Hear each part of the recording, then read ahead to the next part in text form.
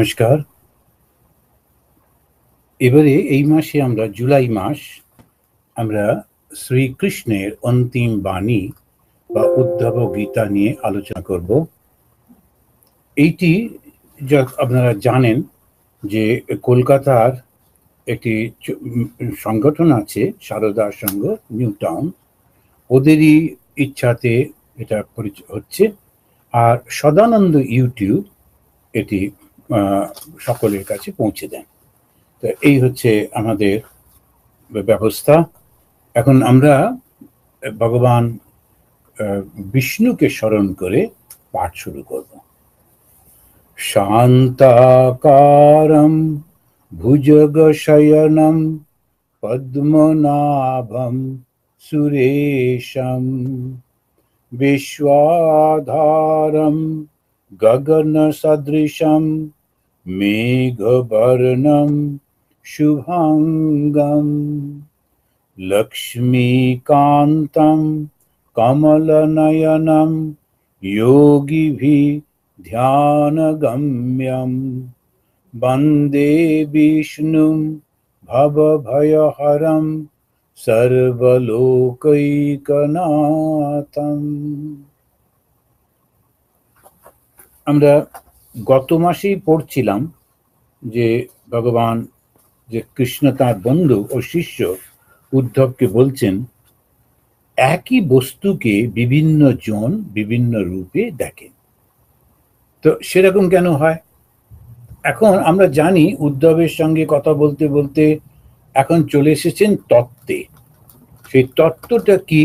তত্ত্ব হচ্ছে সৃষ্টি কি করে হলো, কে করলো, কি দিয়ে করলো, কেন করলো, এরকম সব আলোচনাগুলো হবে। তো এখন সেইখানে এসে উনি আগের মাসে আমরা পড়েছি, তো ভগবান বলছিলেন যে একই বস্তুকে বিভিন্ন জন বিভিন্ন রকম ভাবে দেখে। আমরা উদাহরণ দিচ্ছিলাম যে একটা শুকনো কাঠের গুঁড়ি ছিল, তো সেইটাকে একজন সাধু দেখছেন সাধু, একটি চোর দেখছে যে ওটা একটা পুলিশ, আর একজন মহিলা তিনি বেরিয়েছেন দেখছেন প্যারামর। তো এরকম ভাবে আমরা একই বস্তুকে দেখি। কেন দেখি? তো তখন উনি বলছেন মায়ার প্রভাবে, মায়াম মদীয়ম উদ্গৃহ্য। মায়াম মদীয়ম, মদীয় মানে আমার, কার? ভগবান শ্রীকৃষ্ণের বা ভগবানের বা ঈশ্বরের মায়াতে এরকম হয়। তো এই মায়াটা একটি ভয়ঙ্কর জিনিস। মায়াটার জন্যই এই সব কিছু।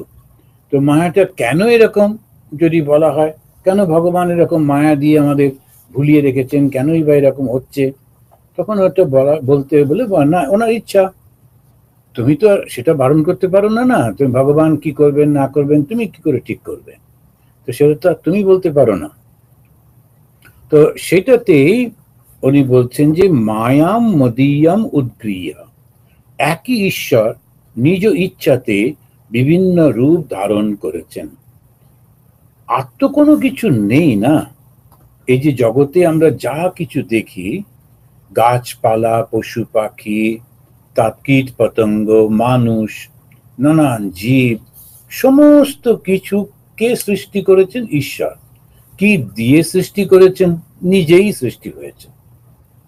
এইখানটাতে এসে আমাদের খুব খটকা লাগে, তা কি করে হবে? আসলে ওইটাই সত্য, কিন্তু আমরা একটা মায়ার প্রভাবের মধ্যে রয়েছি। মায়ার প্রভাবটা কি? আমাদেরকে মনের মধ্যে একটা যেন কেউ এসে ওই সত্যটাকে ঢাকা দিয়ে দিয়েছে, দিয়ে বলছেন যে আসলে এই সমস্তগুলো আলাদা আলাদা। যেমন যখন আমরা দেখি যে মাটি দিয়ে তৈরি নানান জিনিস, তখন আমরা মাটির হাতি, মাটির ঘোড়া, মাটির সিপাহী, মাটির বাড়ি, বাচ্চারা ওইটা দেখে খুব খুশি এবং ওইটা নিয়ে খেলে। যদি বলা হয় দেখো শিশুরা, এই সবগুলো হচ্ছে একই জিনিস, বিভিন্ন রূপে এসেছে। কি জিনিস? মাটি। তো মাটিটার থেকে এগুলো হয়েছে, ওরা কিছুতেই বুঝতে পারবে না। ওর কাছে ঘোড়া আলাদা, পাখি আলাদা, মানুষ আলাদা, কি করে সেটা ওই মানুষটার হাতে একটা বন্দুক রয়েছে, ওকে সিপাহী বলে, তুমি বললেই হলো, এরা সব এক, তা কি করে হবে? ওই শিশু মনে যেমন আমাদের কথাগুলো ওরা বুঝতে পারছে না, তেমনি ঋষিরা যখন বলছে, আমাদের ঋষিরাও কিন্তু আমাদেরকে শিশু বলেই বলে, বালা, তোমরা সব শিশু, তোমরা বুঝতে পারছো না। এই সমস্ত গুলোই কিন্তু একই জিনিস, প্রত্যেকটি জিনিসই একই জিনিস, একই ঈশ্বর নিজের ইচ্ছাতে বিভিন্ন রূপ ধারণ করে রয়েছে। তখন একটা প্রশ্ন ওরা সবসময় করে, সেটা হচ্ছে এই ভালো মন্দ সব কেন? এর তো সব একরকম হওয়া উচিত, ভালো বা মন্দ এরকম হবেই কেন? এটা কোত্থেকে এলো? এটা নিয়ে আবার বিভিন্ন ধর্মের মধ্যে বিভিন্ন মত আছে, কেননা ঈশ্বর তো সবসময় ভালো, তো তিনি কি করে আবার খারাপ হন? তো তখন বলছে যে না, ঈশ্বর খারাপ হচ্ছেন না, ভালো হচ্ছেন না, তিনি কতগুলো গুণ সৃষ্টি করে দিয়েছেন, সেটা হচ্ছে সত্য, রজ, তম। তো এমনি একটা ভাবে বলা যায়, ভগবত গীতাতে সত্যের সম্পর্কে অনেক বলা আছে, রজ এবং তম সম্পর্কেও বলেছেন। তো এই সত্যটা কি? সব থেকে সমস্ত কিছু ভালো। আর তমটা কি? সবকিছু খারাপ। রজটা কি? ইন বিটুইন, এই মাঝামাঝি। সত্য আছে, তম আছে, মিলিয়ে রজটা তৈরি হয়েছে। এই সত্য, রজ, তমটা দিয়েই এই জগতে সব কিছু সৃষ্টি। তা আমরা নিজেদের দিকে তাকালেও তো দেখতে পাই যে কখনো কি ভালো, কখনো বা বেশ হিংস্র ভয়ঙ্কর সেই মানুষটা যাকে সত্যগুণী মনে হচ্ছিল, তিনি কিরকম নিষ্ঠুর ভয়ঙ্কর হয়ে গেলেন। আবার বেশিরভাগ সময় মানুষ ওই রজগুণেই থাকে, ওই ভালো মন্দ মেশানো, এটাই মানুষ। ভালো আছে, মন্দ আছে, এই সবগুলো মিশিয়ে মিশিয়ে আছে। ভালো যেটা সেটা ও করে বটে, যারা রজগুণী ভালো করে বটে, কিন্তু নিজে অহংকারটাকে স্যাটিসফাই করবার জন্য করে, এমনি ভালোর জন্য কিছুতে ভালো করবে না। ওকে যদি তুমি প্রশংসা করো তখন হয়তো একটু ভালো করবে, আদা নিলে করবে না। তা এইরকম হচ্ছে, রজ হচ্ছে অহংকারের থেকে চলে। তা এই গুণগুলো এলো থেকে? প্রকৃতি থেকে, ভগবানই দিয়েছেন। এই যে জিনিসগুলোকে বলে তত্ত্ব বা জ্ঞানের বিষয়, এগুলো না জানলে তখন একটা কনফিউশন থাকে। একদম যারা অতটা পড়াশুনো করেননি, যারা ওগুলো অত চিন্তা করবার সময় পান না, তাদের অবস্থা নেই, তখন তারা দুটো জিনিসে খুব পছন্দ। সেজন্য সাধারণ মানুষের পক্ষে ঈশ্বর আছেন, তিনি ভালো লোকেদের ভালো করেন, মন্দ লোকেদের শাস্তি দেন, সুতরাং তোমরা সবাই ভালো করো, এরম ভাবে একটা ধর্ম দিয়ে দেওয়া হয়। তো এটাতে সুবিধেও হয়, অসুবিধেও খুব। এখন হচ্ছে যারা একটু বুদ্ধিমান, যারা একটু বিচার করে, যারা জিজ্ঞাসা করে, তখন তো তারা জানতে চায়। তো হিন্দু ধর্ম এদিক দিয়ে খুব ভালো। কেন? তো হিন্দু ধর্মে সবসময় ওরা বলেন না, প্রশ্ন করো, নিশ্চয়ই জেনে বুঝে নিতে হবে। তো বাকি তুমি যাই করো না কেন, ধর্মটা খুব করে ভালো করে বুঝে করা দরকার। তা না হলে এটা হচ্ছে তোমার জীবনের শ্রেষ্ঠতম একটা জিনিস তুমি করতে যাচ্ছ, নিজেকে জানতে পারছো। আর যেটা মানুষ সারা জীবন ধরে খুঁজে বেড়ায়, সেই আনন্দটা তুমি এর মাধ্যমে পাবে। তো আনন্দ পাবার জন্যই তো ধর্ম পালন। আমি মাঝে মাঝে বিভিন্ন আশ্রমে যাই, আমাদের ভক্তরা আশ্রমগুলো করেছেন, খুব সুন্দর। তারা নিজেরাই দল করে, নিজেরাই চাঁদা দিয়ে, নিজেরাই জমি কিনে রেজিস্ট্রি করে আশ্রম বানিয়ে, সাধুদের থাকার ঘর করে, খাবার ব্যবস্থা করে ডেকেছেন, ডেকে সব শুনছেন টুনছেন, কিন্তু ওর মধ্যে প্রচন্ড ঝগড়াঝাঁটিও করছেন। কেন না? আমি প্রেসিডেন্ট হব, ও সেক্রেটারি হবে, আমি যা বলবো শুনতে হবে, তারপরে যখন কোনো কিছু হবে আমাকে মাইক্রোফোন দাও, আমি অ্যানাউন্স করব, আমি বলবো, সর্বত্র আমি আমি থাকি। এখন এই আমিটার জন্য এই সমস্যাটা হয়। এই জিনিসটি হচ্ছে, যখন আমরা ওই আমিত্ব থেকে বেরোতে পারি। এখন কথাটা হলো, আমি এলো থেকে? তখন ও বলবে রজগুণী। রজগুণ যেটা, সেটা এলো থেকে? ঈশ্বর থেকে। কেন তিনি দিয়েছেন? ওটাই তো তার মায়া। এই যে মায়া থেকে বেরোবার জন্যে তিনি আবার ব্যবস্থাও করে দিয়েছেন। একই ঈশ্বর, তিনি সদা এবং সর্বত্র। সদা মানে তিনি ইটার্নাল, তিনি কখনো পরিবর্তন হন না। আর সর্বত্র অল পারভেডিং। একটাই ঈশ্বর, তিনি সব সময় রয়েছেন। রামচন্দ্রের সময় আলাদা ঈশ্বর ছিল, এখন আমাদের সময় আলাদা ঈশ্বর তা না, একই তিনি রয়েছেন এবং সর্বব্যাপী তিনি রয়েছেন। তাই এই যে আমরা দেখছি সমস্ত কিছু কিন্তু একই। তাহলে আমরা কারা? এটা একটা অসাধারণ প্রশ্ন হিন্দু ধর্ম করছে, যে আমি কে, কো অহম, আমি কে, আমি কোত্থেকে এলাম, কুতো আয়াত, আমি কোথায় যাব মৃত্যুর পর, কা বা গতির মে, কো অয়ম, কুতো আয়াত, কা বা গতি মে। আমি কে, কোত্থেকে এলাম, কোথায় যাব, এইটাই খুঁজতে খুঁজতে যখন গিয়ে পৌঁছচ্ছি, দেখছি যে আমার যাওয়া আসার ব্যাপারই নেই তো, আমি সর্বব্যাপী হয়ে রয়েছি। তাহলে এতদিন যে দেখছিলাম আমি আলাদা, আমার বাবা, আমার মা, আমার জন্মভূমি, আমার ভাষা, আমার সংস্কৃতি, ওই নিয়ে মারামারিও তো করলাম, তাহলে তাহলে কি দাঁড়ালো? সবই মায়া। এখন এই মায়াটা মানে হচ্ছে, বা প্রকৃতির খেলা, সেটা হচ্ছে, ওটার জন্য এই নাটকগুলো সব চলেছে। এটাকে আমরা কিছুতেই বাস্তব জগতে এটা যখন হয় তখন যেমন আমরা অস্বীকার করতে পারি না। এখন একটা বোম পড়ছে, বোম ফেলছে, বিদেশ শত্রু আক্রমণ করেছে, না এটা মায়া বলে যিনি বসে থাকতে পারেন তিনি পারেন, কিন্তু অন্যরা তো সরে যাবে, দিকে যেখানেতে বাঁচা যায় সে বাঁচার চেষ্টা করবে, সেটা তো করবে। যতক্ষণ শরীর আছে ততক্ষণ কিন্তু দ্বৈত ভাব, তিনি আছেন আমি আছি, ঈশ্বর আছেন আমি আছি। আর অদ্বৈত কখন হয়? যখন সেই জ্ঞানের পূর্ণ মাত্রা, যখন শরীর বোধটা থাকে না, শরীরের বোধ নেই যখন, সে ঠিক ঠিক অদ্বৈত। এই ভাবে কেউ কেউ সাধনা করেন। ভগবান কৃষ্ণ সেই সমস্ত বুঝিয়ে টুজিয়ে এখন ওকে এসে বোঝাচ্ছেন সৃষ্টিটা আসলে কি জিনিস, সৃষ্টিটা কিভাবে এলো। বলছেন আসলেতে ঈশ্বরই তিনি সৃষ্টি করলেন, করে তিনি সৃষ্টির থেকে যেন আলাদা হয়ে গেলেন, এবং তার মধ্যে, সৃষ্টির মধ্যে তার রিফ্লেকশনটা, তার ছবিটাকে তিনি দিয়ে দিলেন। আর তাতেই তারা এউ ঢেউ হয়ে গেল। সবাই মনে করছে আমি বুদ্ধিমান, আমি জ্ঞানী, আমি সব জানি, আমি সব বুঝি।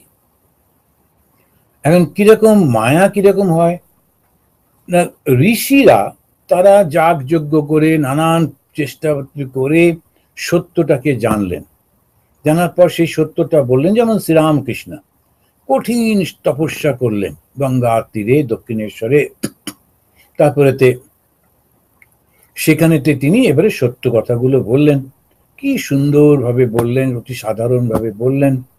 এবং তারই একজন শিষ্য, তিনি খুব ভালো শিক্ষিত মানুষ, এসে সব লিখে লিখে নিলেন, নিয়ে টিয়ে তারা একটা বইও বার করলেন। এবার ওই বইটা পাঠ করতে করতে, আবার ব্যাখ্যা করতে করতে 100 বছর পরে আমাদের অহংকার হচ্ছে, লোকেরা হাততালি দিচ্ছে, মহারাজ আপনি কি সুন্দর কথামৃত বলেন। এখন কথামৃত তো আমার বলা নয়, ভগবান বলেছেন, আমার লেখা নয়, আরেকজন লিখেছেন মাস্টারমশাই। আমি কি করলাম, একটু অবাক শিখেছিলাম বলে ওটা পড়লাম, এখন পড়বার পর একটু ভাষাটা জানা আছে, ওটা ব্যাখ্যা করলাম, এরপরে লোকেরা হাততালি দিল, আর আমার অহংকার হলো আমি বড় বক্তা। এখন দেখুন দেখি, সেইটাতেই তো সমস্যা। কথাটা ওইখানটায় যেই বুঝতে পারলাম যে আমি যন্ত্র তুমি যন্ত্রী, যেমন করাও তেমনি করি, এইটা যেই বুঝে যাবে তখন তার কি হলো, ওই কথামৃত সে পড়বে, ওই কথামৃতই সে ব্যাখ্যা করবে, ওই কথামৃতে পড়ার, ব্যাখ্যার, বোঝার, জানার আনন্দে মগ্ন হয়ে থাকবে। ওই কোন লোকেরা হাততালি দিল কি দিল না, এইটা নিয়ে তাদের মধ্যে আর কিছু থাকবে না। ওই জীবনের ওই লক্ষ্যটাতে যেই পৌঁছে গেলাম তখন তাকে বলছে জ্ঞান। কেন? ওই এককে জেনে ফেললাম। কে সেই এক? ওই ঈশ্বর। তিনি সর্বভূতে রয়েছেন, তিনি সমস্ত সৃষ্টি করেছেন। আমি তাঁরই কৃপায় তাকে জেনে এখন আনন্দে মগ্ন হয়ে রয়েছে। এই আনন্দে মগ্ন হয়ে থাকে, সেই লাস্ট পোর্শনটা হচ্ছে ওইটা। এতদিন যে আমরা যে ধর্ম পালন করি কেন করি? আনন্দ করবার জন্য। এবারে যে ভক্তরা আসছেন, চাঁদা তুলছেন, আশ্রম বানাতে, ওরা যদি সেই সমস্ত করবার পর আনন্দটা না পান, তা যদি মনটা উদার না হয়, আশ্রমে যারাই আসছে যেটাই করছে, আমার ঠাকুর তাদের ডেকেছেন, আমার মায়ের সেবা তারা করছে, সেই জন্যে আমার আনন্দ হচ্ছে, তাদেরকে ভাই বোন মনে হচ্ছে, বন্ধু মনে হচ্ছে, এই ভাব যদি না হলো তাহলে আশ্রমে থাকার কি লাভ হলো? এইটি হচ্ছে আসল কথা।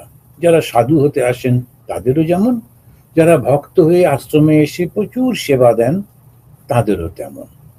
আশ্রমে কিছু কর্মী থাকেন, তারা কাজ করতে এসছেন, অন্য জায়গায়ও করতে পারতেন, এখানে এসে করছেন, আচ্ছা সেটা একটা অন্য জিনিস। কিন্তু যারা ভক্তরা ভক্তির ভাব নিয়ে আসে, তাদের যদি এইটা না হয়, সেই জন্যেই এই উদ্ধবকে উপলক্ষ করে ভগবান কৃষ্ণ এত কথা বলছেন। মনে আছে যে আমরা আগে আগে শুনেছি ভক্ত কাকে বলে, ভক্তের কি কি গুণ, ভক্ত কি করবে, সবগুলো ভগবান বলেছেন। এখন ওইগুলো বলতে গিয়ে বলছেন ঈশ্বর ও জীবের মধ্যে কোনো পার্থক্য নেই। এই গত মাসেই আমরা আলোচনা করেছি ঈশ্বর এবং জীবের মধ্যে কোনো পার্থক্য নেই। এত বড় কথা হিন্দু ধর্ম ছাড়া কেউ বলতে পারবে না। আর হিন্দু ধর্ম তো কাউকে ভয় পেয়ে কথা বলছে না, যেটা সত্য সেটাই বলছে। অন্য ধর্মের সমস্যা হচ্ছে কি, কেউ একজন মাথার উপর বসে আছে এবং তিনি যেটি মনে করবেন সেটি একমাত্র সত্য, বাকিদের কথা হবে না। এবং তার আবার আর নিজের একটা গ্রুপ থাকবে, তারা সব বলে দেবে যে হ্যাঁ এইটাই ঠিক ঠিক, আর বাকিরা, সেটা ভয়ঙ্কর একটা সমস্যা। ভাগ্যিস ভাগ্যিস হিন্দু ধর্ম এরকম নেই, আর আশা করি এটা হবে না। কিছু লোক তারা একটু মানে বুদ্ধিটা জানি না কতটা কিরকম, তারা অন্যান্য ব্যাপারে হয়তো খুব সফল, কাপড় টাপড় ভালো বিক্রি করেন, চাল ডাল বিক্রি করেন, ব্যবসা বাণিজ্য করেন, পয়সা আছে, ওরা যদি দয়া করে হিন্দু ধর্মটার মধ্যে ঢুকে প্রচার টোচার করবার চেষ্টা না করেন তাহলে কোনো সমস্যা নেই। কেননা ওদের ধারণা হচ্ছে একজন থাকবে এবং সে সমস্ত কিছু বলে দেবে, তাহলে আমরা হিন্দুরা এক কাট্টা হব, এবং ওখান থেকে যখন বলবে চলো আমরা ওদেরকে গিয়ে মেরে আসি, আমরা হই হই করে যাব, কি আনন্দ হবে। এটা কি ধর্ম হলো? না একটা সৈন্যদের দল হলো, এটা কোনো ধর্ম? ধর্ম হচ্ছে নিজে নিজে, যে আমি নিজের মতো করে চিন্তা করব, নিজের মতো করে ভাবনা করব। স্ত্রী বলছে যে আমি উপোস করব, স্বামী বলছে না উপোস করতে পারবো না, ঠিকই তো আছে, যাই যেটা ভাবছে। তো স্ত্রী বলছে উপোস করলে তুমি স্বর্গে যাবে, স্বামী বলছে না এই না খেয়ে এখানেই নরক যন্ত্রণা ভোগ করে কি লাভ, বলছে আমি একটু খেয়ে নি। এখন ঠিকই আছে।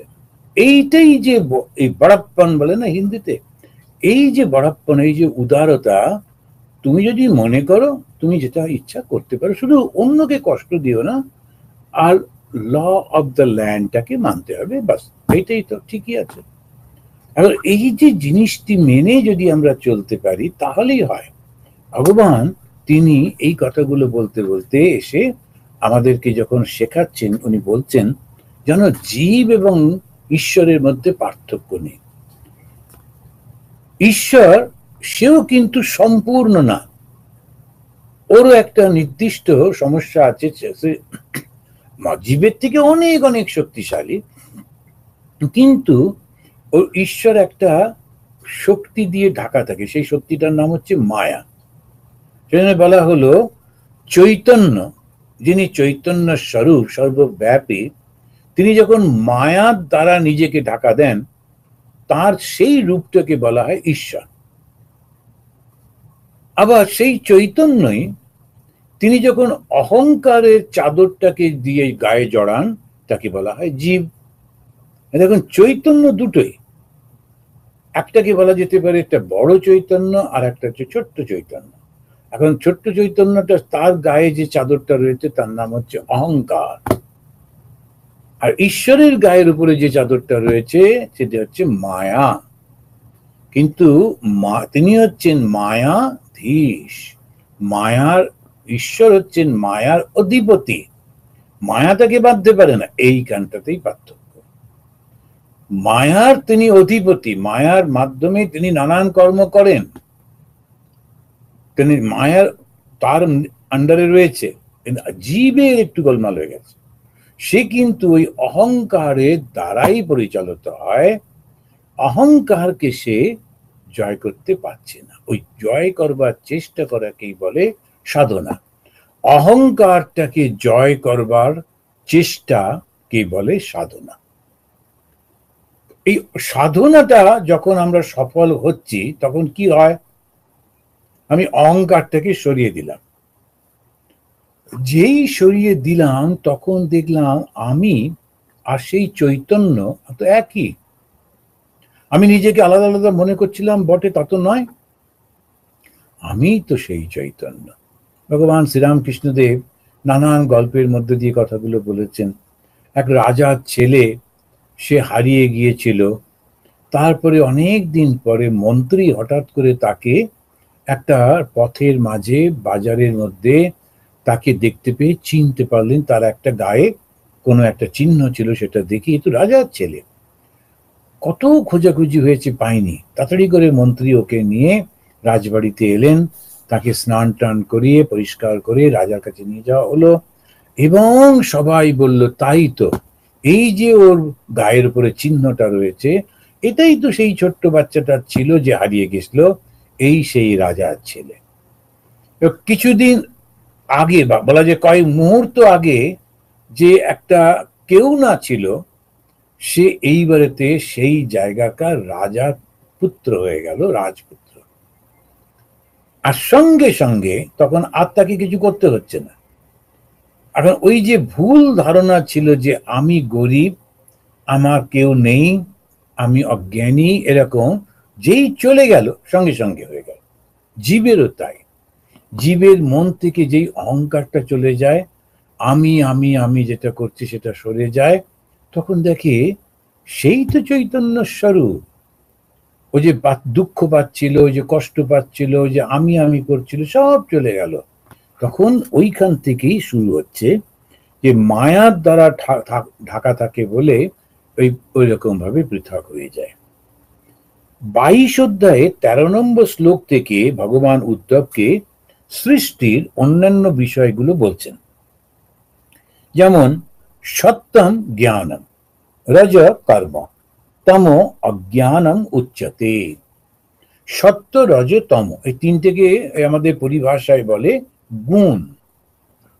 যেমন এক একটা থাকে তো টার্মিনোলজি, এই পরিভাষাতে বলছে গুণ। সত্য, রজ, তম কোত্থেকে এসেছে? ঈশ্বরের থেকে এসছে। এই সত্যটা কিরকম? জ্ঞান। জ্ঞান হলে কি হয়? সবকিছু জানতে পারি, বুঝতে পারি, তাকেই বলে জ্ঞান। এখন একটা বাড়িতে যখন রাত্রির বেলায় কচ কুচ নানান রকম আওয়াজ হয়, মনে হচ্ছে কে যেন ডুনডুন ডুনডুন করে চলে গেল, তখন প্রচন্ড ভয় পেয়ে তা পুরোহিত টুরোহিত নিয়ে এসে পুজো টুজো করে, কিন্তু কিছুতেই সেই যাচ্ছে না। শেষকালে ভয় মায় পেয়ে ওই বাড়িটা বিক্রি করে চলে যাবার ব্যবস্থা ইত্যাদি।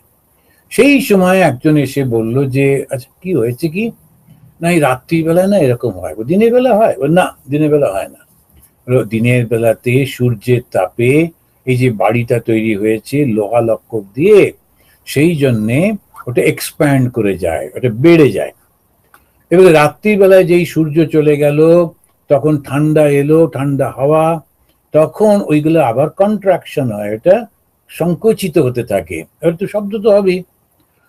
ওই কারণে ওই রকম সমস্ত শব্দ তোমরা শুনতে পাও। আর এই বাড়িটা ঠান্ডার দেশের বাড়ি, এই বাড়িতে ওই যে গরম জলটা তোমরা পাও বাথরুমে, যে স্নান করো ইত্যাদি ইত্যাদি, ওই জলটা দেওয়ালের মধ্যে দিয়ে যাচ্ছে, তা ওই জলটার থেকে যে বাষ্প সেইটাই পুরো দেওয়ালটাকে গরম করছে। তা বাষ্প তো নানা রকম হয়, সেইগুলোই মনে হচ্ছে দুমদুম দুমদুম করে যাচ্ছে। কিন্তু আসলে ওটাতে কোনো কিছু নেই। যেই জ্ঞান হলো তখন ভয়টা চলে গেল, এবং এত সুন্দর বাড়ি কেন বিক্রি করব বলে আবার সে থেকে গেল। তো এই যে সত্যগুণী, সে তখন বলছে এই জগৎটাকে আমি আর আমার করছিলাম। আচ্ছা, জন্মাবার আগে তো আমি এদের জানতাম না যে আমি কোন বংশে জন্মাবো, হিন্দু হব না অমুক হব, আমি এই ভাষায় কথা বলবো না ওই ভাষায়, এইটা খাবো না ওইটা খাবো, সব তো জানতাম না। আবার মৃত্যুর পর কি হবে, মাঝখানে যে অবস্থাটা, এইটা নিয়ে আমি এত মারামারি করছি কেন? এটা তো কিছুদিনের জন্য, কবে আছি কবে ঠিক তাই নেই, বরং যে কদিন আছি সবার সঙ্গে আনন্দ করে বন্ধুত্ব করে যদি থাকি তাহলেই তো ভালো। এই যেই জ্ঞানটা হয়ে গেল, তখন তার জীবনটা আনন্দময় হলো, এবং সে যাদের সঙ্গে মিশছে তাদের সঙ্গে থাকছে তারাও কিন্তু খুব ওকে নিয়ে খুশি হলো। কারণ এটা হচ্ছে সত্যগুণী। যে সত্য হচ্ছে জ্ঞান। তারপরেই বলছেন রজ হচ্ছে কর্ম। তো যখন কর্ম করছে তার মধ্যে একটু রজ না থাকলে হয় না। পরিপূর্ণ সত্য থাকলে সেটা দিয়ে কাজ করা যায় না।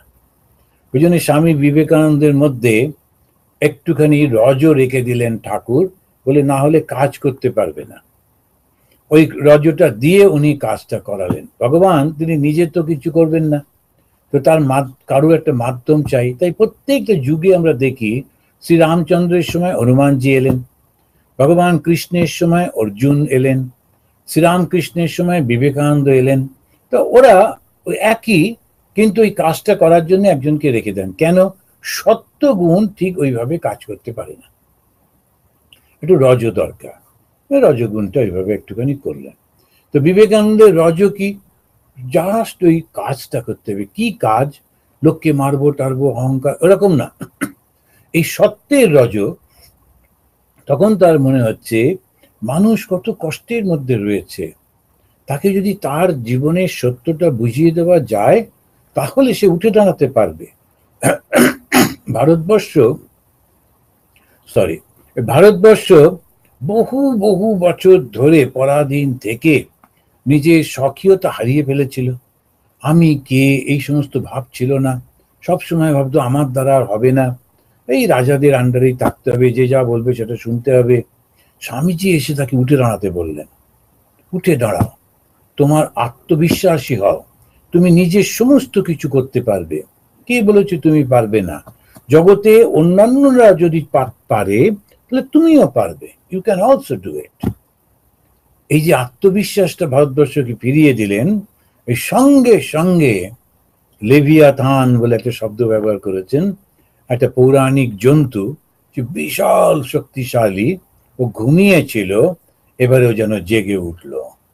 যখন ঘুমিয়েছিল তখন তো শক্তির প্রকাশ করেনি, যেই জেগে উঠল সারা পৃথিবী টলে গেল, বিশাল বড় তার শরীর, প্রচন্ড শক্তি। তো সেইটার উল্লেখ করে স্বামীজি বলছেন ভারতবর্ষ জেগে উঠল। এই যে বিশাল ভারতবর্ষ শক্তিশালী হলো কেন? আত্মবিশ্বাস ফিরে পেল। কালকে সকালবেলায় ওই একটা গ্রুপ আছে, তা তারা সব বলছেন, আমি তাদেরকে বলেছি আমি তোমাদের কাছে নচিকেতার মতো হ, এই শব্দের উপরে ব্যাখ্যা করা হবে। আত্মবিশ্বাস, এই আত্মবিশ্বাসটা যেই এসে গেল আর কোনো সমস্যা নেই। তো রজ দিয়ে কর্মটা করছেন অর্জুনের, যেমন রজ তো আছে, কিন্তু সেইটা ওই খারাপ রজ না, ভগবানের কাজ করছেন বলে সেইটা চলছে। আর তমটা কিরকম? অজ্ঞান। এই অজ্ঞানটা কি করে হয়? অহংকার থেকে হয়। আর অহংকার বলে আমি ছাড়া আর কোনো কিছু নেই, আমি সব করে দিলাম, আমি সব করে দেবো, আমি আমি করে করে করে করে সমস্তটাই নিজেও গোলমালে পড়ে আর অন্যদেরও কষ্ট দেয় শুধু শুধু। তো এই যে তমগুণীর হচ্ছে সব থেকে বেশি সমস্যা, এবং এরাই বেশি হয়ে যায়। এই যে যুগটা চলছে, সেই এই যুগটাতে এই তমগুণটা বেশি। সত্য রজ, আমাদের সত্য যুগ, দ্বাপর যুগ, ত্রেতা যুগ এবং কলি যুগ। এই কলি যুগে এখন এটা বেশি দেখা যাবে। মনে হবে যেন খুবই শিক্ষিত সম্ভ্রান্ত বাড়ির লোক, কিন্তু ব্যবহারে দেখা যাবে কিরম নীচ প্রকৃতির। ওটাই হচ্ছে কলিযুগের লক্ষণ। মিথ্যে কথা বলবে, একেবারে রাজা থেকে প্রজা সব মিথ্যে বলছে। রাজা থেকে প্রজাই শরীর ছাড়া কিছু বোঝে না, এ পশুর মতন সব সময় একই চিন্তা, মানে কিছুতেই নাভির উপরে মনটা ওঠেই না, ওইখানেতেই পশুর মতো ঘুরঘুর করছে। এখন এই রকম ভাবটা হচ্ছে কিসের জন্য? এমনকি সাধারণ সাধারণ জিনিসের জন্যে, যে এত প্রিয় যে ঠাকুমা তাকে মেরে ফেলছে, মাকে মেরে ফেলছে, কি কি সব করছে, চতুর্দিকে নানান ঘটনা। তারপরে এইগুলো এমন একটা ভয়ঙ্কর আকার ধারণ করেছে, একটা মহামারীর মতো অবস্থা। এখন কেন এটা হচ্ছে?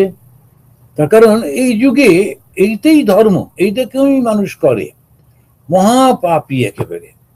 কিন্তু এর থেকে তো বেঁচে তো থাকতে হবে। তো কি করে বেঁচে থাকবো? ঈশ্বরকে ধরে বেঁচে থাকতে হবে। ওই জন্য সেই ভগবান বলেছিলেন না, নৈমিষারণ্যে যাও, নৈমিষারণ্যে গিয়ে তোমরা বসো।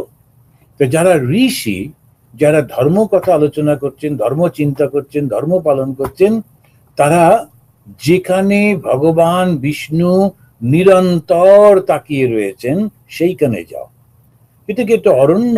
সত্যি সত্যি না, আমাদের অন্তরটা, আমাদের মনটা, এই মনের মধ্যে সব সময় যদি ভগবানের নামটা করতে থাকি, তাহলে কলি আমাদেরকে স্পর্শ করতে পারবে না। আমি তো সারাক্ষণ ভগবানের দৃষ্টির মধ্যে রয়েছি, আমি নিজেই ভগবানের নাম করছি। আর নাম, নাম আর নামই, যার নাম আর তিনি একই তো। তো যে মুহূর্তে আমি বললাম রাম, তার মানে রাম ভগবান, তিনি আমার মধ্যে। যে মুহূর্তে বললাম শিব, তো শিব আমার মধ্যে। তো ভগবানকে যখন আমি ডেকে চলেছি, তখনই কিন্তু আমি নৈমিষারণ্যের মধ্যে রয়েছি, এবং কলি আমাকে স্পর্শ করতে পারবে না। চারপাশে যা ঘটছে আমার কিছু করার নেই, আমি অন্তত কলির প্রভাবের মধ্যে যাব না। ভগবান সেইটি শিখিয়ে দিলেন, তখনই ওই তমগুণ থেকে বেরিয়ে আসতে পারলাম। আর এর থেকে বেরোতে গেলে মনের প্রচন্ড শক্তি চাই। এই প্রচন্ড শক্তিটা হচ্ছে রজ। আমি ভালো হবই, আমি ঈশ্বরকে ডাকবই, আমি সব সময় ভগবানের নাম করব, এই যে জোর করে করে করছি, এটা হচ্ছে রজ। এবারে করতে করতে একটা জায়গায় পৌঁছলাম যখন আর জোর করতে হয় না, স্বাভাবিকভাবেই আমার মধ্যে আনন্দের স্ফুরণ। আর যারাই ভগবানের কাছে আসে, যারাই ভগবানের কাজ করে, যারাই ভালো মানুষ, সে যে ভাষা, যে ধর্মে, যে জায়গার হোক, আমার খুব ভালো লাগে তাকে, এই ভাবটা, ওটা হচ্ছে সত্য। এই সত্যগুণ যেই এসে গেল, তখন আমি ভগবানের দরজায় পৌঁছে গেছি। সেই জন্য সত্যগুণী সম্পন্ন হতে হবে। আর এই সত্য, রজ, তম, এইটা যখন শান্ত থাকে, যখন কোনো ক্রিয়া করে না, তখন কিন্তু সৃষ্টি হয় না। তো সৃষ্টিটা হচ্ছে কি করে? এই সত্য, রজ, তম দিয়ে। আর এইটা যখন শান্ত হয়ে থাকে, তখন তার মধ্যে কোনো ক্রিয়া নেই। এই কারণেতেই ভগবান উনি বোঝাচ্ছেন যে এই যে গুণগুলি যখন চঞ্চল হয়, তখন সৃষ্টি হয়। তাই ঈশ্বর যিনি ক্ষোভ তৈরি করেন, ঈশ্বরের কাজটা কি? এই সত্য, রজ, তমটাকে নাড়িয়ে দেন। নাড়িয়ে দিলে ওটা পারমুটেশন, কম্বিনেশন, একবার মিশছে, একবার বেশি, ও একটু কম, এসব করে নানান সৃষ্টি হচ্ছে। কখনো দানব সৃষ্টি হচ্ছে, কখনো দেবতা সৃষ্টি হচ্ছে, সমস্ত ভালো মানুষ, খারাপ মানুষ। এই জন্য তাকে কাল বলা হয়। কাল মানে সময়। কিন্তু ভগবান ওই যখন সৃষ্টি করছেন, তিনি ওইটাকে নাড়িয়ে দিচ্ছেন, মিক্সড করে দিচ্ছেন, আর তার ফলে এই নানান জিনিস ঘটে চলেছে। তো ঈশ্বরের আর একটা নাম হচ্ছে কাল। এখন আর একটা, সেটা হচ্ছে মহাতত্ত্বকে স্বভাব বলে। এগুলো টার্মিনোলজি একটু বুঝিয়ে দিচ্ছেন। স্বভাব, স্বভাব কি জিনিস? মহাতত্ত্ব। এই মহাতত্ত্বটা কি? ওই যে ভগবানের শক্তি, সেই মায়া, ওই যে প্রকৃতি, তিনি সমস্ত কিছু রয়েছেন, ওইটাই হচ্ছে আসল তত্ত্ব। এই গুণ প্রকৃতির সঙ্গে যুক্ত, আত্মার সঙ্গে কিন্তু না। এটা আবার একটু মাথায় রাখতে হবে। এই যে যতগুলো গুণের কথা বলা হলো, সত্য রজ তম, এগুলো কিন্তু ওই বাইরে রয়েছে। আত্মা যিনি আমাদের অন্তরের মধ্যে বিদ্যমান, তিনি কিন্তু এসবের থেকে বাইরে। কেন? এই আত্মার মধ্যে কোনো গুণ থাকে না। সেজন্য ভগবান শ্রীরামকৃষ্ণ সম্পর্কে বলতে গিয়ে স্বামীজি বলছেন না তার প্রার্থনা সঙ্গীতে, নির্গুণ গুণময়। আর নির্গুণ কোনটা? যার মধ্যে সত্য রজ তম ক্রিয়াশীল নয়। আবার যখন ক্রিয়াশীল হলো, সে একই ঈশ্বর গুণময় হলেন, তখন তিনি সৃষ্টি করছেন। একই ঈশ্বর, তিনি যখন সৃষ্টি করছেন না তখন তিনি শিব, আর যখন সৃষ্টি স্থিতি প্রলয় করছেন তখন তিনি কালী। আলাদা কিছু নেই। ওইটাই বলবার জন্যে, একে বোঝাবার জন্য বলছেন। পুরুষ, প্রকৃতি, মহত্তত্ত্ব, অহংকার, আকাশ, বায়ু, অগ্নি, জল, পৃথিবী, এই 9টা হলো তত্ত্ব। এই 9টা হলো তত্ত্ব বা বিষয়। এইটা নিয়ে সমস্ত কিছু। কিন্তু তত্ত্ব এখানে তো 9টা বললো, আসলে 4 থেকে শুরু করে 28 পর্যন্ত এক একজন এক একটা বলেছেন। তখন যখন জিজ্ঞেস করেছে এত রকম কথা বলছেন কেন বিভিন্ন ঋষি, তো কেউ কি ভুল বলছেন? বলছে না, সবাই ঠিক ঠিক বলছে। একজন বললেন এটা 4টে তত্ত্ব, এতেই হবে। একজন বললেন 5, একজন বললেন 6, একজন বললেন 7, করতে করতে 28টা তত্ত্ব। এখন আমাদের একটা ফিলোসফি আছে, তখন সে বলছে যে 24টা তত্ত্ব আছে। তো সেই 24টা তত্ত্ব, কেউ 25টা, কেউ 27, কেউ 28। এখন কি করে এগুলো হচ্ছে? ওই একই জিনিস, সেটাকে কেউ একটা একটা করে ভাগ করছে, কেউ 5টাকে একটা ধরেছে। 5 থেকে একটা ধরার পরে ওই নাম্বারটা কমে যাচ্ছে, কখনো আলাদা আলাদা করছে তো বেড়ে যাচ্ছে, এইরকম। তো সেইখানে উনি বলতে গিয়ে বলছেন যে এই যে পুরুষ, পুরুষ মানে কি? চৈতন্য। তিনি পুরের মধ্যে থাকেন, হৃদয়ের মধ্যে থাকেন, অন্তরের মধ্যে থাকেন, তাই তাকে বলা হয় পুরুষ। এই পুরুষই তিনিই হচ্ছেন ঈশ্বর, তিনিই হচ্ছেন আত্মা, তিনিই হচ্ছেন ব্রহ্ম, উনিই হচ্ছেন জীবাত্মা। যেহেতু অন্তরের মধ্যে থাকে যে চৈতন্য, ও শুধু আলোটা দেয়, জ্যোতিটা দেয়, ও কিন্তু নিজে কোনো কাজ করে না। ভগবান শ্রীরামকৃষ্ণ দেবের এই জন্য ঠাকুরের এই কথাগুলো না পড়লে এই শাস্ত্রগুলো ঠিক মতো বোঝা যায় না। ঠাকুর বলছেন যে একটা প্রদীপ জ্বলছে, ওই প্রদীপের আলোতে একজন লোক ভাগবত পাঠ করছে, আমরা যেমন এখন তো ভাগবতই পড়ছি। আর একজন সে নোট জাল করছে, বসে বসে নোট জাল করছে। এখন প্রদীপের আলোর কোনো কিছু এসে যাচ্ছে না।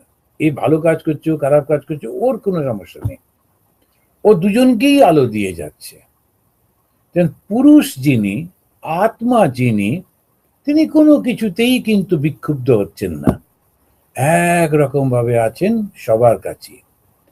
এইটা ঘটনা এদিক ওদিক হচ্ছে কিভাবে? তখন প্রকৃতি, এই প্রকৃতি যখন হচ্ছেন, সেই জন্যে তো একজন ভদ্রলোক, তাকে সবাই পুরুষ বলে ডাকতো। পুরুষই তো, তাকে পুরুষ কেন? পুরুষ কিচ্ছুটি করতেন না, ওই চুপ করে বাড়ির বাইরে, জমিদার লোক, পয়সা টয়সা আছে, সকালবেলা ঘুম থেকে উঠে বাইরে এসে বসলেন, তো চাকর বাকররা এসে খাবার দিয়ে দিল, উনি খাবার খেলেন, তারপরে একটু চাটা খেয়ে তো বড় একটা হুঁকো, সেটা হুঁকোর নলটা নিয়ে বসে বসে চুপ করে বসে আছে। এবারে লোকেরা যখন তাকে এসে কিছু কথা বলতে যাচ্ছে, ইশারায় বাড়ির ভেতরে দেখিয়ে দিচ্ছেন যে ওই গিন্নি আছেন, ওর কাছে গিয়ে বলো কি বিক্রি করতে এসছে, কি কিনবে, যাও ওদিকে যাও। ইনি পুরুষ, উনি ওই বাড়িতে থাকেন, ওই বাড়িটা ওনারই বাড়ি, উনি ওটার কর্তা, কিন্তু কিছু করবেন না। ঠাকুর শ্রীরামকৃষ্ণদেবের উদাহরণ মনে পড়ছে। ঠাকুর বলছেন বিয়ে বাড়িতে লোক সব দেখছে যে গিন্নি কোমরে আঁচল জড়িয়ে সে ছোটাছুটি করছে, একেবারে হাতে হলুদ টলুদ লাগা রান্না টান্না করছিলেন। তা সবাই গিয়ে গিন্নিকেই জিজ্ঞেস করছে, এটা করবো মা, ওটা করবো না, এসব চলছে। গিন্নিও সব চেঁচিয়ে মেচিয়ে সবাইকে নির্দেশ দিচ্ছেন, এ করছেন। মাঝে মাঝে ওই বারান্দার এক কোণে বসা ওই কর্তা হুঁকো খাচ্ছে, তার কাছে গিয়ে একটু পারমিশন নিয়ে আসছেন। শক্তিটা ওর কাছে, কিন্তু ও করবে না। জ্ঞানটা ওর কাছে, শক্তি ওর কাছে, কিন্তু ও করবে না। তো সেই জন্যই বলা হচ্ছে কর্তা। এই কর্তা যিনি, পুরুষ যিনি, তিনি হচ্ছেন আত্মা। তিনি কিছু করেন না, কিন্তু তার শক্তিতে প্রকৃতি কাজ করছে। যখন প্রকৃতি যখন ক্রিয়াশীল হচ্ছে, কার শক্তিতে? ওই আত্মার শক্তিতে। আত্মা যদি না বলেন, তাহলে প্রকৃতি কোনো কাজ করতে পারে না। এবারে মহৎ তত্ত্ব, সৃষ্টি করতে গেলে নানান রকমের জিনিস চাই, সেইগুলো যখন তৈরি হচ্ছে সেটাকে বলছে মহৎ তত্ত্ব। তারপরে যে জীবে প্রাণী, সে যে ঈশ্বরের থেকে আলাদা হবে, তা না হলে সে করবে কি করে? তাই জন্য তাকে একটু অহংকার দিয়ে দেওয়া হলো। অহংকার দিয়ে তিনি একটু আলাদা হয়ে গেলেন, অহংকারে আলাদা হয়ে গেলেন। এবারেতে আকাশ হলো, বায়ু হলো, অগ্নি হলো, জল হলো, পৃথিবী হলো, এই 9টা তত্ত্ব, 9টা তত্ত্ব হলো। আবার এইগুলি উপভোগ করবার জন্য প্রাণীর ইন্দ্রিয় সৃষ্টি করতে হলো। এখন এই যে রূপ, রস, শব্দ, স্পর্শ, গন্ধ, এসবগুলোর সৃষ্টি হলো। ফুল হলো, দেখার কেউ নেই, তাহলে ফুলের কি লাভ? আবার খাদ্য তৈরি হলো, খাবার কেউ নেই, তাহলে খাদ্যটার লাভ কি? সেই জন্যে উপভোক্তাও তো চাই। আমি যখন সমস্ত কিছু করছি, তো উপভোক্তা চাই। তো একটা কোন একটা জায়গায় গেছিলাম, আসার পথে একটা হোটেলে থামলাম, সুন্দর ঝকঝকে হোটেল, লোকজন নেই। তো আমরা ঢুকলাম, কয়েকজন ঢুকে একটু চাটা খেলাম। মালিক এসে বসলেন, বললেন খুব ভালো হয়েছে আপনারা এসছেন, আজকে আপনারাই এসছেন। আর কি, আমি বললাম যে আচ্ছা, এই রাস্তা ধুঁধু করছে চতুর্দিক, আপনি হঠাৎ করে এখানে তো একটা করলেন কেন হোটেল? বলে না, ওই জায়গাটা সিলেক্ট করেছিলাম, ভেবেছিলাম এখানে আস্তে আস্তে বাজার টাজার হয়ে যাবে, এখানে বাস টাস গুলো থামবে, তখন এটা হবে। তারপরে কাছে রেলওয়ে স্টেশনেও আসার কথা ছিল, সেসব কিছু হলো না, কিন্তু মাঝখান থেকে আমি হোটেলটা করে বসে আছি, তো ইত্যাদি। আমি উৎসাহ দিলাম, না না হবে, এই তো এই যেমন আমরা থামলাম, এই যারা গাড়ি নিয়ে যাচ্ছে তারাও তো থামতে পারে, এরকম ইত্যাদি ইত্যাদি হলো। এখন একটা করলাম, কিন্তু সেটা উপভোক্তা নেই, এনজয় করবার মতো কেউ নেই, তাহলে কি লাভ? যে গান শিখে, খুব সুন্দর বহু বছর সাধনা করে গান শিখে একটা বড় হলের মধ্যে গিয়ে, কোনো লোক নেই, জন নেই, একা একা হলের মধ্যে বসে সুন্দর গান করলাম, নিজেই হাততালি দিয়ে চলে এলাম, তাতে কি আনন্দ হবে? আনন্দ হবে না। তো তাহলে কি করতে হবে? তো সেই জন্যে তখন বললেন, এই যে বিষয়গুলো ভোগ করবে কে? জীব। সেই যে জীবের, তার জন্যে জীব বা সে প্রাণী, তখন তাকে চক্ষু, কর্ণ, নাসিকা, জিহ্বা, ত্বক, এই 5টা দেওয়া হলো। 5টা জিনিস দিয়ে সবকিছু সৃষ্টি হয়েছে, 6টা বলে কিছু নেই, শুধু 5টা দিয়ে। শীতি, আপ, তেজ, মরুত, বোম। শীতি মানে মাটি, সেই জন্যে আকাশ তত্ত্ব, অগ্নি তত্ত্ব, বায়ু তত্ত্ব, তারপরে জল তত্ত্ব, এরকম করে সমস্ত হলো। তো ওই 5টা যখন সৃষ্টি করলেন, ভোগ করবার জন্য মানুষকে 5 ইন্দ্রিয় দিলেন। ইন্দ্রিয়গুলো যখন বাইরে গিয়ে গিয়ে ভোগ করছে, তারা ওই বিষয়গুলো নিয়ে এসে দেবে কাকে? মাকে দেবে। মাটাকে ওই মন। ছোট ছোট বাচ্চারা ছোট ছোট যায়, একটা জিনিস নিয়ে এসে মাকে দেয়। তেমনি চোখ ছুটে ছুটে গেল, এসে মনকে বললো, জানো কি সুন্দর একটা জিনিস দেখে এলাম। নাক বললো, অসাধারণ একটা মিষ্টি গন্ধ পেলাম। হাত বললো, অদ্ভুত একটা জিনিস স্পর্শ করলাম। জীব এরকম করে করে সবাই সবাইকে বলে যাচ্ছে। এখন জিনিসগুলো যাচ্ছে কোথায়? মনের কাছে। আর মনটা পাগল হচ্ছে, এত ইনফরমেশন, এত জিনিসগুলো যখন পড়ছে, তখন এই মন বেচারি শান্ত হতে পারছে না। একের পর এক ডেটা এসে পড়ছে, তখন সে শান্ত হতে পারছে না। সেই কারণেতে এইগুলোকে বলা হয় আহার। তো যারা আধ্যাত্মিক জীবন যাপন করবে, তাদেরকে বলা হয় এই আহারটা শুদ্ধ হতে হবে। আমরা অনেকে ভুল করে আহার বলতে শুধু খাবার উপরে মন দিয়েছি। স্বামীজি বিরক্ত হয়ে বললেন, স্বামী বিবেকানন্দ, তোদের কি আর ধর্ম আছে বাবা? ধর্ম এখন ভাতের হাঁড়িতে, সারাক্ষণ এই করে চলেছে, কিন্তু অন্য দিকগুলো, অন্যগুলোকে ওরা দেখছে না। তার ফলে নানান পুজো টুজো করছে, উপবাস করছে, কিন্তু আধ্যাত্মিক উন্নতি হচ্ছে না। ও মনে মনে হয়তো ভাবে আমার অনেক হয়ে গেছে, কিন্তু কোনো উন্নতি হচ্ছে না। তার কারণ কি? আসলে ওই আহারটাকে তো সংযত করতে হবে। আর মানে ওই পাঁচটা, শুধু জিহ্বা না, জিহ্বা দিয়ে তোমার যেটা খেতে ভালো লাগে, শরীর ভালো থাকে, মন শান্ত থাকে, ওটাই তোমার খাবার। ওটা খাও এবং বাকিগুলোকেও সংযত করো। খারাপ জিনিস দেখবো না, খারাপ গন্ধ শুঁকবো না, খারাপ শব্দ শুনবো না, খারাপ ভাবে আমরা স্পর্শ করব না।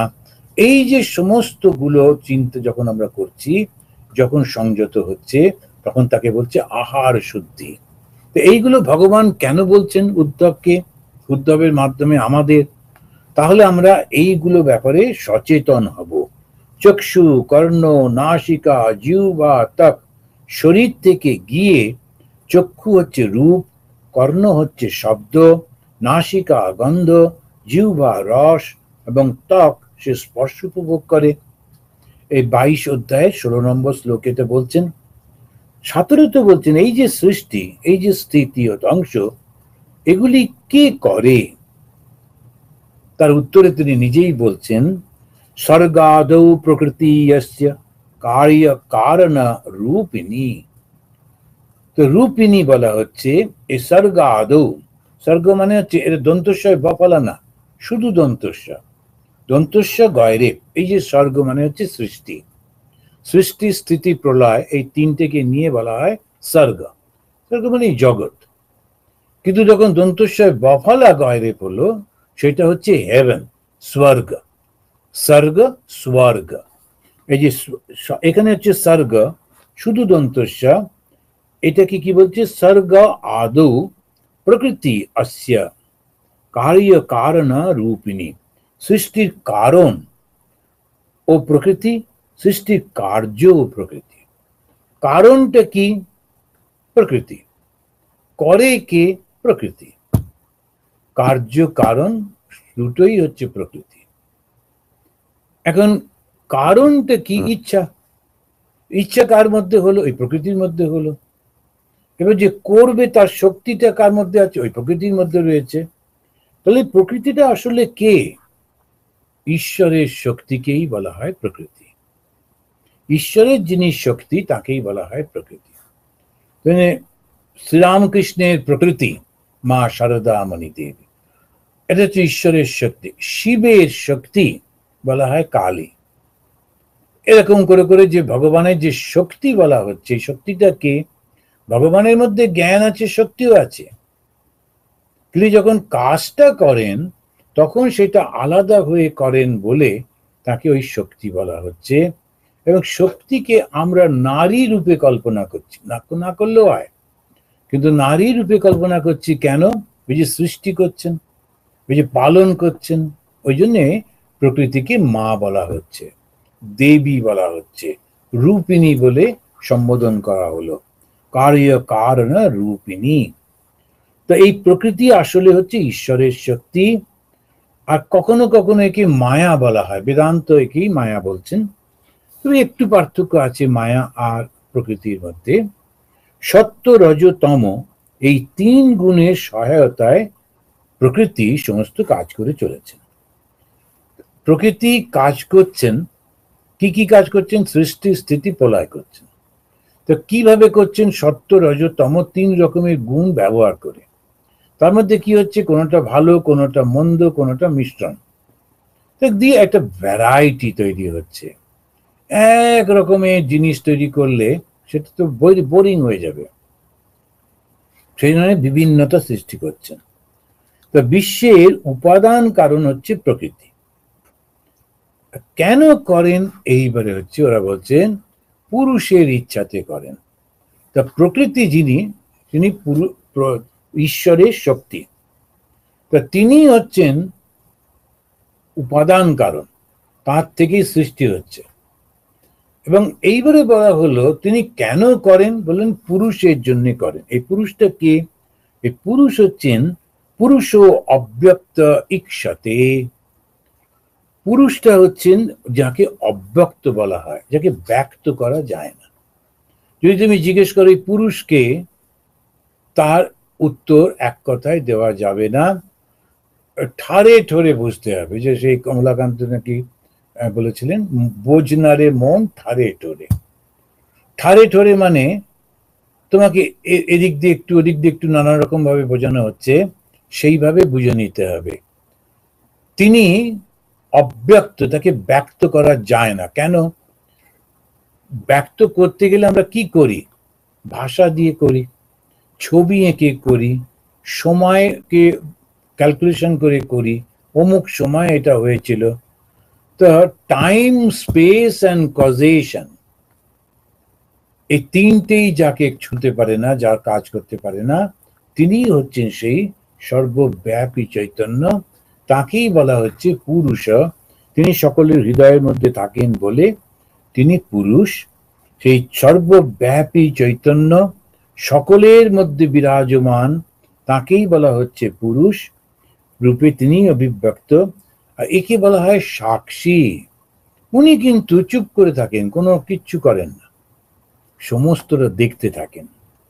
এই যে কয়েকদিন পরেই আমাদের জগন্নাথের রথ, সেই রথেতে তিনি জগতের নাথ, তার চোখের পাতা নেই, বিরাট বিরাট দুটো চোখ। কেন? সাক্ষী, সারাক্ষণ তাকিয়ে আছেন।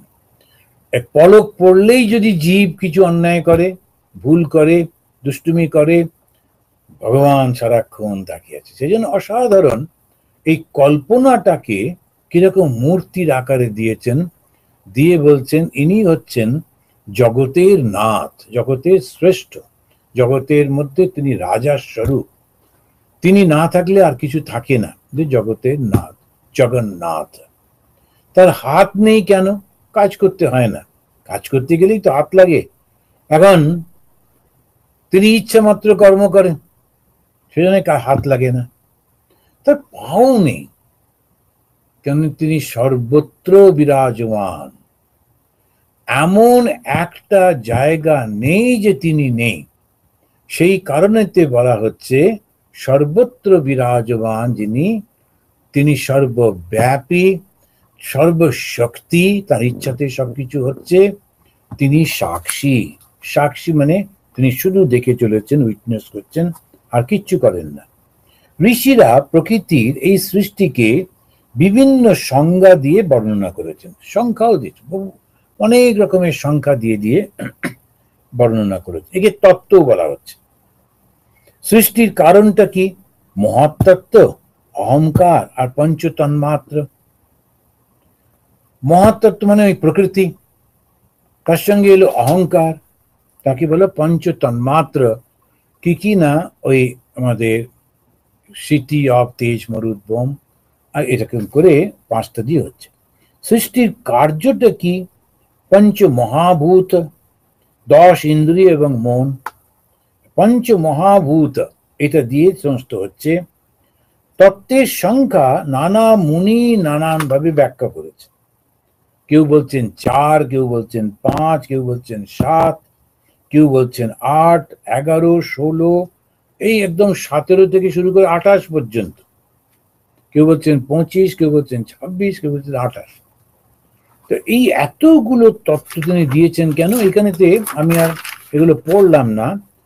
ওই কোনোটা কমিয়ে, কোনোটা বাড়িয়ে, কোনোটাকে ভেঙে, কোনোটাকে সবসময় একসঙ্গে করে, এই যে পঞ্চমহা যে ভূত রয়েছেন, সিটি অফ তেজ মরুদ বোম, সেগুলোকে একটা ধরলো, তখন এই সংখ্যাটা কমে গেল, এরকম তো করে টোরে সেগুলো সব ব্যাখ্যা করেছেন।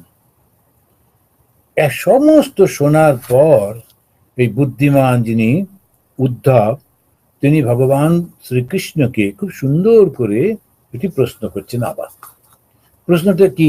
আমাকে একটু বুঝিয়ে দাও। বলতে গিয়ে তিনি 3টে শ্লোকে, 26, 27 আর 28, এই 3টে শ্লোকে তিনি বললেন, তত্ত্ব জ্ঞানম হি জীবানা প্রমোশস্তি অত্র শঙ্কিতঃ তমেব হি আত্মমায়ায়া গতিম বেত্থ ন চাপরঃ।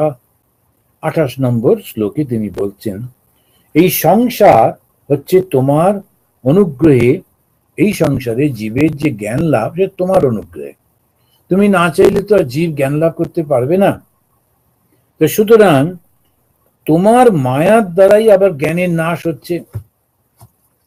তা জ্ঞানটা না হলে তোমাকে জানা যাবে না, কিন্তু জ্ঞান লাভ করব কি করে? তোমারই মায়া ওই জ্ঞানটাকে আমার কাছে আসতে দিচ্ছে না। এখন এই তোমার মায়ার গতি তুমি জানো, আর অপর কেউ তো জানতে সমর্থ হয় না। তুমি আমাকে একটু বুঝিয়ে দাও। হে পুণ্ডরীক, হে সর্বজ্ঞ, আমার হৃদয়ে এই প্রকারে একটা সংশয় রয়েছে, সেইটা তুমি যুক্তিযুক্ত বাক্যের দ্বারা বুঝিয়ে দাও। এই হচ্ছে হিন্দুইজম। এমনি এমনি বললে হবে না, তুমি বললে আর আমি মেনে নেব তাও কিন্তু না। ভগবানই যখন বলছেন তা বলছেন না, আমি আমি বুঝে নেব, তা না হলে নেব না। ছেড়ে দিন এই আমাদের যে গুরুরা বলছেন, মানুষ গুরু, তিনি বললেন হ্যাঁ উনি বলেছেন সব মেনে নেবো, সে তো নয়ই নয়। স্বয়ং ভগবান যদি বলেন তাও মানবো না, যদি না তুমি যুক্তিযুক্ত বাক্যের দ্বারা বোঝাও। সে কি প্রশ্নটা কি? প্রশ্ন হচ্ছে, আচ্ছা তোমার মায়াতেই তুমি আমাকে বদ্ধ করে রেখেছ, আবার তোমার জ্ঞানটা না হলে আমি তো জ্ঞান লাভ করতে পারবো না। আর তোমার মায়াকে আমি কি করে পার করবো? কারণ তো তোমার শক্তি, তোমার শক্তির সঙ্গে কি আমি পারি? এই একটা কোন জায়গায় তুমি ফেলে দিলে। তুমি বলছো এই হার্ডেলটা পার করে চলে আসো। কোন হার্ডেল? মায়া। আমি সেটা কত বড় কত ছোট কোনখানে, ওটাই তো আমি দেখতে পাচ্ছি না। তুমি আমাকে ওই রকম ভাবে একটা মায়া দিয়ে ঢেকে রেখেছো, আমি তো কিছু বুঝতে পারছি না। তো যেটা, যে চশমাটা পরে আমি ভুল দেখছি, ওটা খুলবে কে? তোমারই তো দেওয়া চশমাটা খুলে নাও। ওই জন্য উনি বলছেন যে তোমার এই যে অদ্ভুত একটা কারণটা আমি ঠিক ধরতে পারছি না। তুমি চাইছো লোক তোমাকে জানুক, আবার তুমি ঢাকা দিয়ে রেখে দিয়েছো।